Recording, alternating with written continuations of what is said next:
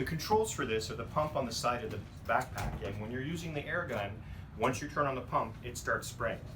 And then the trigger here for spraying the fan. You really want to turn the fan on first and then add the pump to it. But for this moment, I'm going to show you what happens when you just turn on the pump. We've got a mist actually coming at you for the flow coming out, but it's hardly going anywhere. It's really hard to control what you're doing. You have to get really on top of the units without the fan helping you. So then you add the air. Now I can get the material right out onto what I'm trying to spray.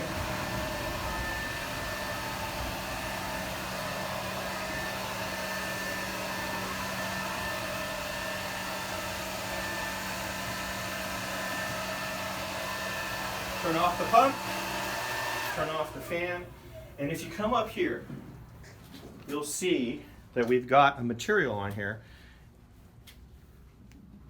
There's your disinfectant sanitizing that surface. Dwell time is important. Clean and Shine wants 10 minutes, so often you're going to spray and forget that area. So the AIRGUN sprayer has the smaller droplet, 50. The testing specification had them from 40 to like 100 coming out of here, but your smaller potential droplet size of 50. The smaller the droplet, the easier it is to manage your coating. So you're supposed to turn on the fan first and then turn on the flow. And you'll see here how the fan is sending this flow out onto your surface. And then you would work through to moisten the surfaces you're trying to disinfect.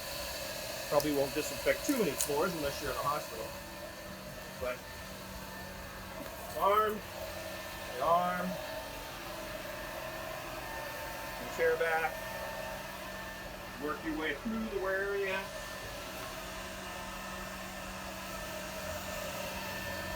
You need enough of an accumulation to be able to let the disinfectant work.